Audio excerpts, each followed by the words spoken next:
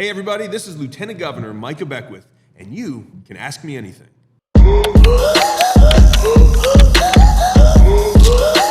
On this episode, we asked you to send in questions on Islam in America, and judging by the thousands of responses, we can tell this is a hot button topic right now in our nation. So let's get into it.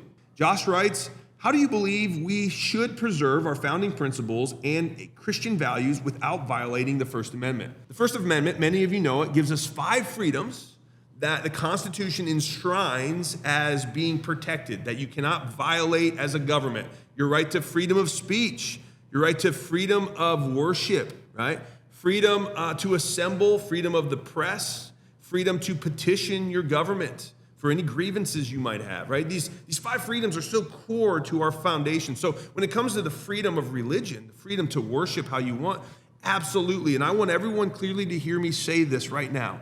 I will defend every Muslim's right to worship how they so choose. This is not about saying you can't worship in the Islamic faith. This is about saying the Islamic faith cannot get a foothold in our system of governance. We have to make sure that we separate the two out. You do not let them come in and make you subscribe to what they say. They get to come in, they have to subscribe to what we say as Americans, what the Christian values that our founders laid up would be, and that's who we are. So if they want to be in an Islamic nation, there are many Islamic nations to be in. They can go to Lebanon, they can go to Syria, they could go to Iran, they could go to Gaza, they could go to many places in the world to worship in a foundational government that is Islamic. But that's not America. And so we need to make it very clear that, yes, you can worship here, but we are rooted in Christian principles. We're not going to change the Christian principles because that actually is what protects those core 5 freedoms that the First Amendment so profoundly and with wisdom defined at the very beginning of this nation. This next question comes from Patricia. Patricia writes, I've read that nearly 40% of Muslims in the United States support Sharia law. Any idea how many of those 40% are men? You're right, Patricia. That's a great point. Out of all the Muslims in America, the polling does show that 40% support Sharia law. Now, we don't have studies on men to women, but in Sharia law, women do not have a voice. They don't have equal rights or merit in that culture. So most likely, it's coming from the men and the men only. And I can see that men probably in large numbers support Sharia law because it's good to be a man in Sharia law. There are no equal rights for minority groups or for women like we fought for in the United States. And again, that's why Sharia law is incompatible with America and with our culture. Why? Because our Declaration of Independence says that all men, humans, all mankind are created equal, endowed by their Creator with certain inalienable rights, that among these are life, liberty, and the pursuit of happiness. What I just quoted right there in the Declaration of Independence, in no way, shape, or form will ever be found in Sharia law, in the Quran, in the Hadith, or any of the Muslim practices. That's why we cannot allow that to happen in America. Our next question comes from Todd Kosliff in Marion. Todd writes, Governor Braun said he thinks you regret making some of your comments on Islam. Do you? Well, Todd, no, I don't. I'm very clear. I mean what I say, and I say what I mean. But I will tell you this, Governor Braun and I are very, very close. Governor Braun says things maybe differently than I would, and I would say things differently than he would.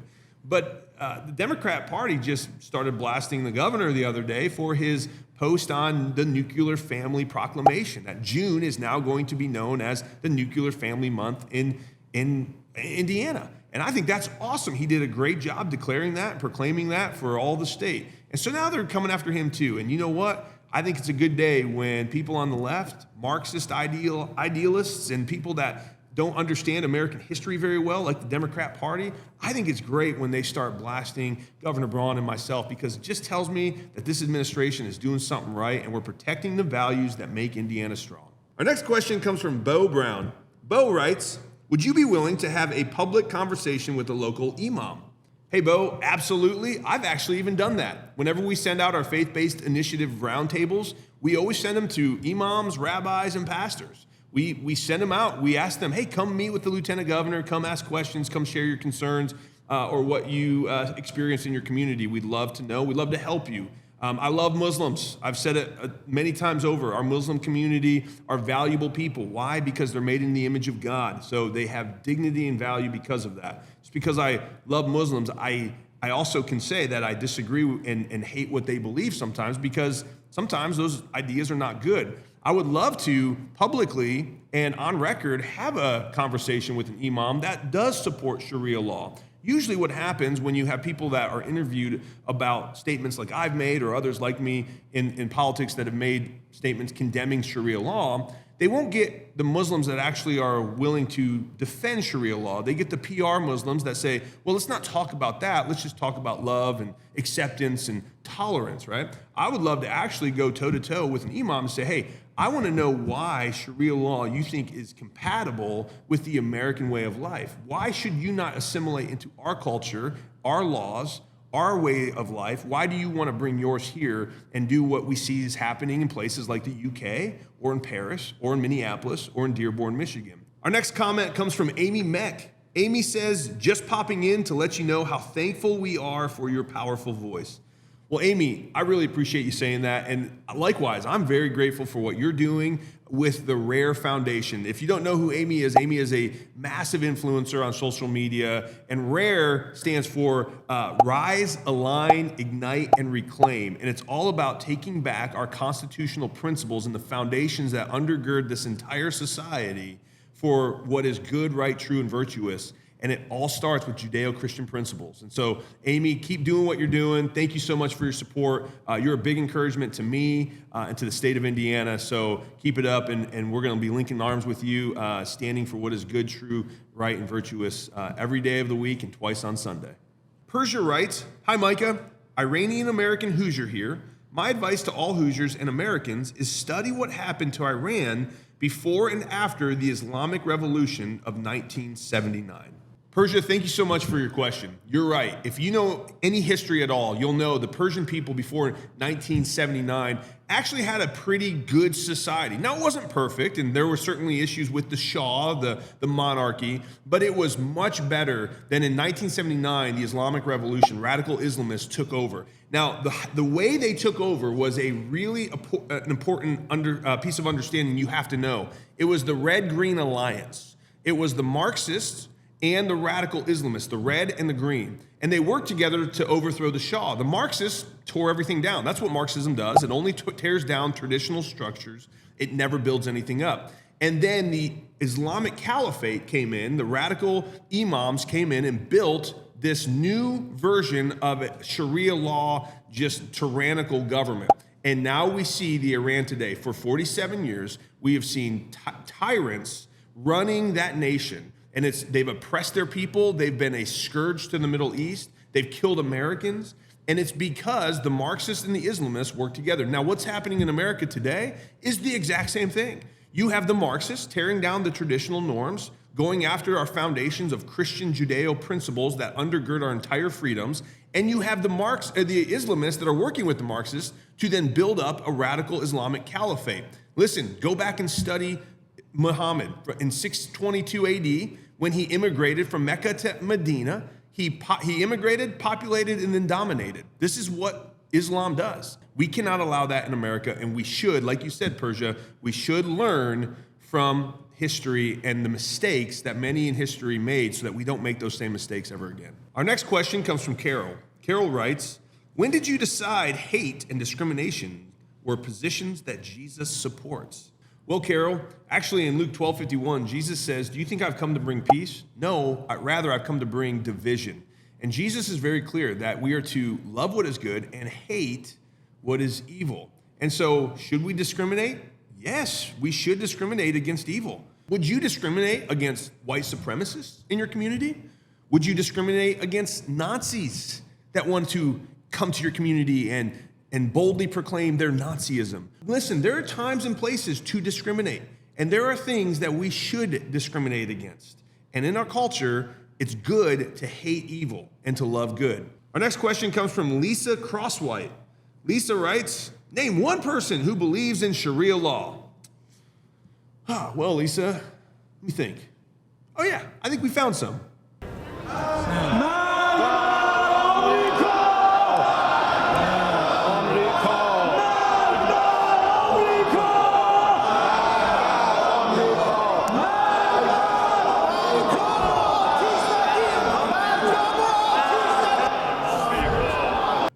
Moving on. Our next comment comes from Joey Simpson. Joey writes, America is not one nation under God. We are one nation, indivisible, with liberty and justice for all.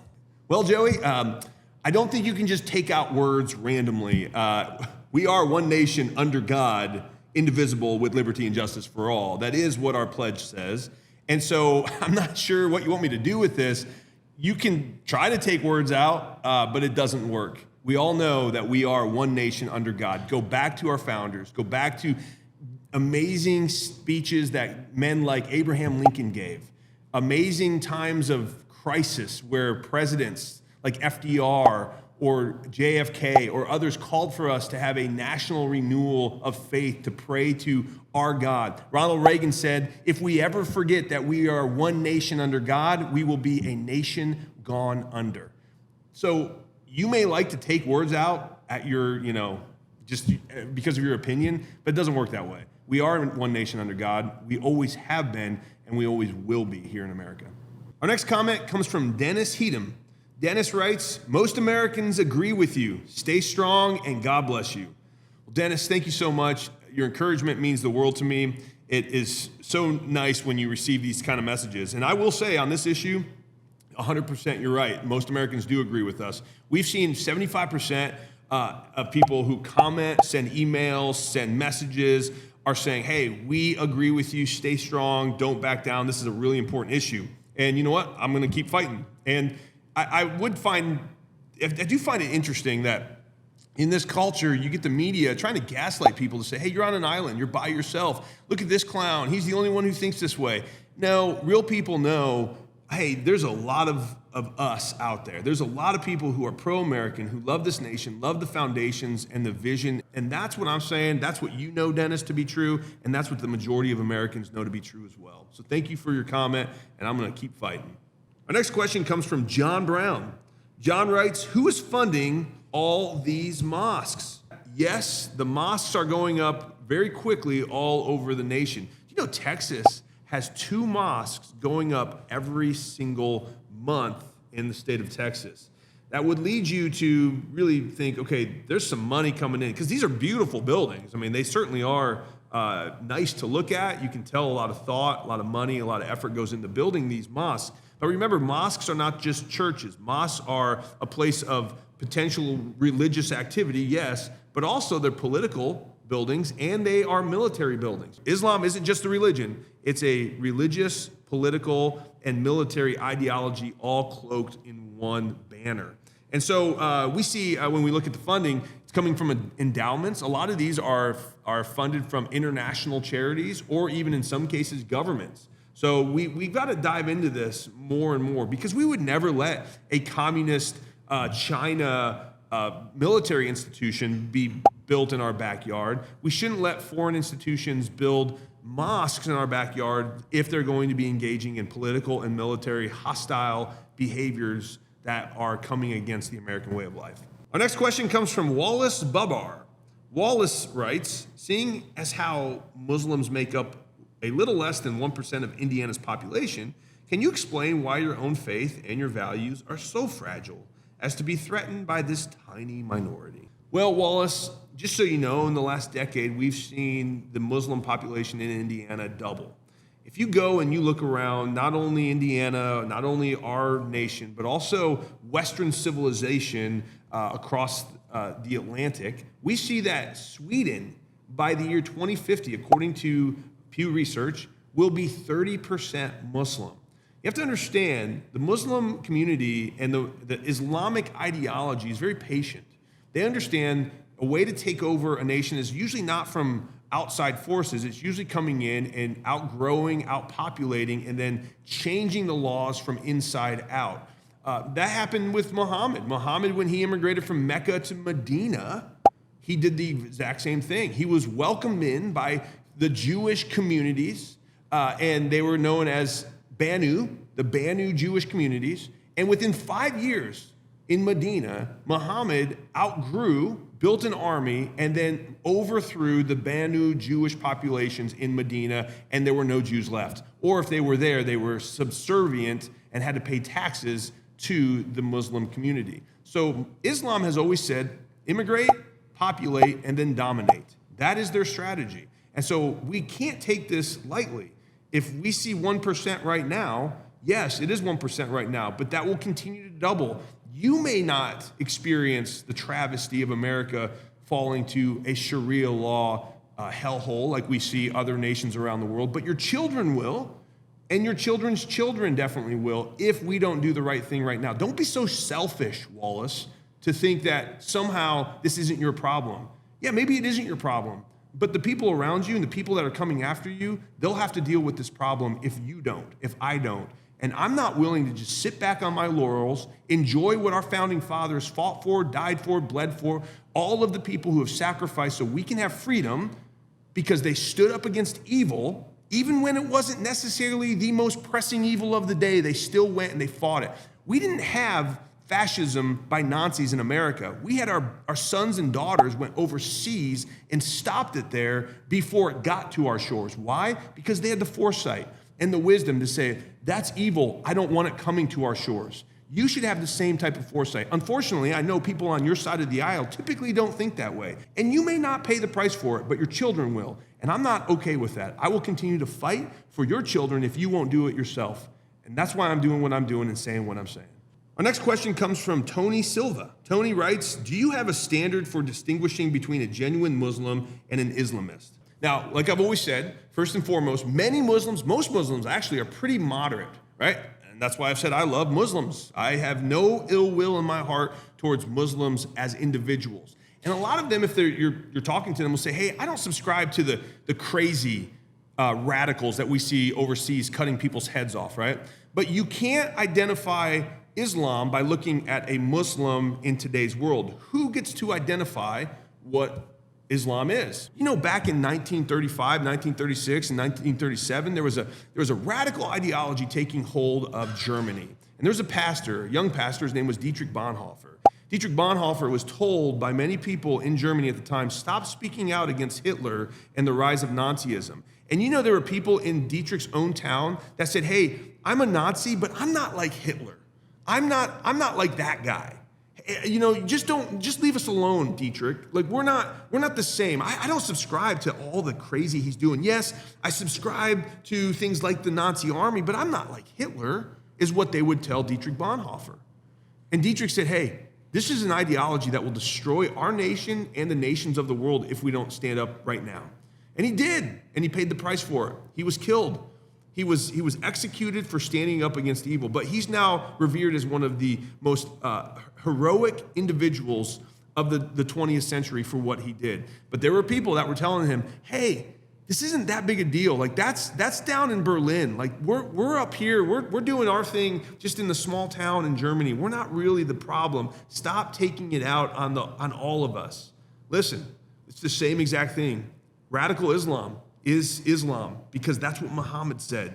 Yes, you got moderate Muslims, and you got some that totally disavow Sharia law. Some will totally disavow things that they see overseas, and that's great, and I hope more do it. But you cannot say that is Islam because it's actually not. What Muhammad says is Islam. What the radical interpretations of the Quran, the Hadith, the Sunnah, all of those things are defining of the Islamic way, and that can't be allowed to fester in our nation, and that's why I'm speaking out against it. Our next comment comes from Jeremy Byers. Jeremy writes, I wish our local politicians would spend a fraction of their time on everyday people needs instead of unpressing and controversial items. Well, Jeremy, how is this not a pressing issue? When I look around the world, I see this as a very pressing issue. I bet the people of the United Kingdom feel like this is a pressing issue. I bet they wish that some of their local politicians 10, 15, 20 years ago would have gotten a handle on this when they still could have before their country descended into a tyrannical Islamic hellhole like we see today going on in the news. I bet people in northern Africa would wish that their politicians would take this seriously when Christians are being beheaded and slaughtered and in houses of worship. That seems pretty pressing. And I bet people in Dearborn, Michigan even think that they wish their local politicians would have gotten a handle on this maybe 10 or 15 years ago. Maybe even Minneapolis. Look at all the fraud. Look at all the waste. Look at all the abuse that was done by the Somali population that is predominantly Islamic. It seems pretty pressing to me that your local officials should be calling this out and stopping it while there's still time, because that's the moment to fix it, to be proactive. And in Indiana, I get it. Sometimes our legislature and our leaders can be very reactive, but this is not one we can afford to miss. Our next question comes from Megan Pillar. Megan asks, if you don't like Sharia law, why is it okay to force Christian law on people?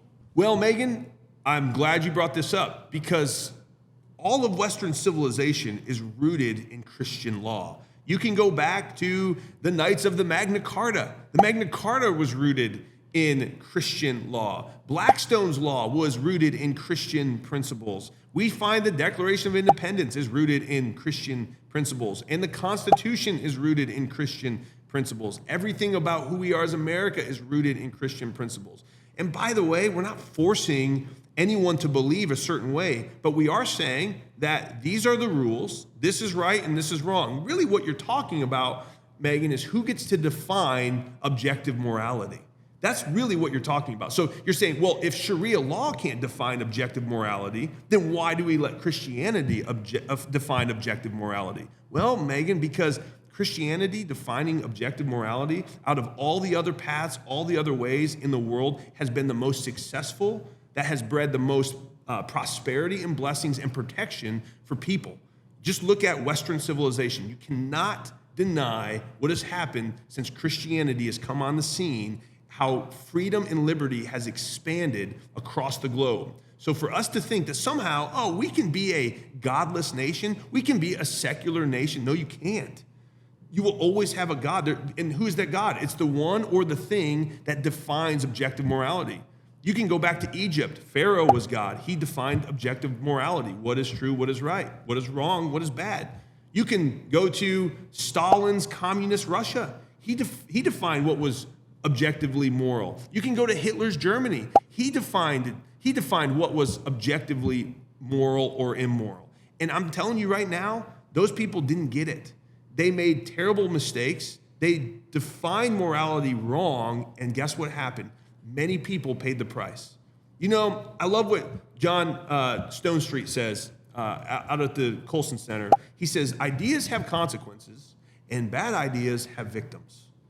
And this is really important. If we root our nation in bad ideas, it will create victims, just like we've seen throughout the 20th century, just like we've seen throughout world history. And so I believe, and our founders believe this, and the majority of Americans believe this, is that the Christian foundations of America are the right way to define objective morality. Our final question comes from Crystal Waltz. Crystal writes, thank you for proclaiming your faith and sticking to it. I've not always agreed with you on some of your decisions, but props to you for speaking truth and not backing down. Thank you, Crystal. And I feel very passionately about this, as you can tell. I think this is an important issue. Radical Islam getting a foothold in America is happening more than we realize. And if we don't stand up to it now, my concern is that in 10, 15, 20 years, our children and children's children won't be able to stand up to it. Well, everyone, thank you so much for sending in your questions. They were great questions. I really enjoyed this topic. Hopefully you got something out of it. But listen, no matter where you stand on this issue, I want you to know I love you and I'm fighting for you, and you're always free to ask Micah anything. So until next time, have a great rest of your week.